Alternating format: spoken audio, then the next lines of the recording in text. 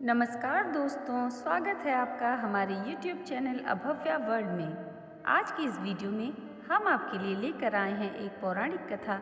विधि का विधान निश्चित है, जो होना है वो होकर रहेगा, इसे बदला नहीं जा सकता।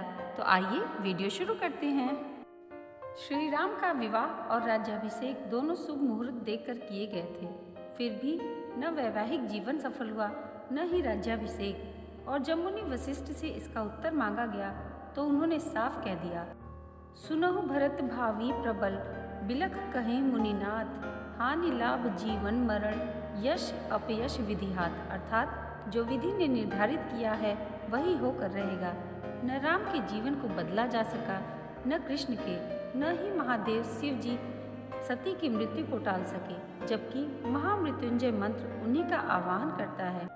ये सब भी विधि के विधान को नहीं टाल सके, जबकि ये खुद सामर्थ्यवान थे। न रावण अपने जीवन को बदल पाया, न ही कंस, जबकि दोनों के पास समस्त शक्तियाँ थीं। एक पौराणिक कथा के अनुसार भगवान विष्णु गरुड़ पर बैठकर कैलाश पर्वत गए। द्वार पर गरुड़ को छोड़कर श्री हरि खुद शिव से मिलने अंदर चले गए। तब कैलाश की प्राकृतिक शोभा को देखकर गरुड़ मंत्र मुग्ध थे कि तभी उनकी नज़र एक खूबसूरत छोटी सी चिड़िया पर पड़ी।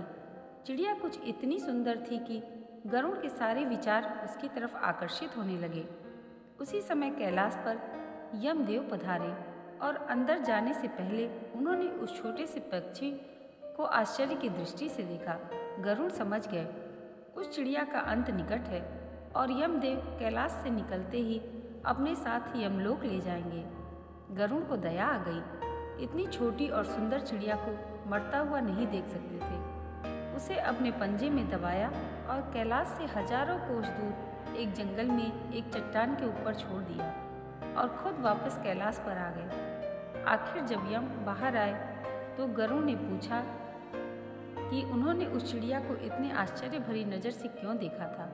यमदेव बोले, गरुड़, जब मैंने उस चिड़िया को देखा तो मुझे ज्ञात हुआ कि वो चिड़िया कुछ ही पल बाद यहाँ से हजारों कोस दूर एक नाग द्वारा खा ली जाएगी।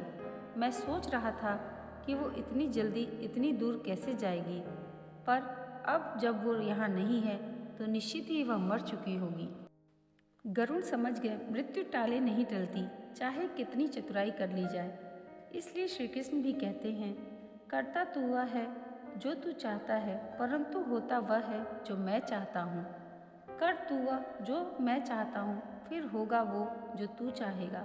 मानव अपने जन्म के साथ ही जीवन, मरण, यश, अपयश, लाभ, हानि, स्वास्थ्य, बीमार, देह, रंग, परिवार, समाज, देश, स्थान सब पहले से निर्धारित करके आता है। दोस्तों, इसीलिए कहा गया है विधि का विधान टाला नहीं जा सकता है। जब जो होना है वो होकर रहेगा।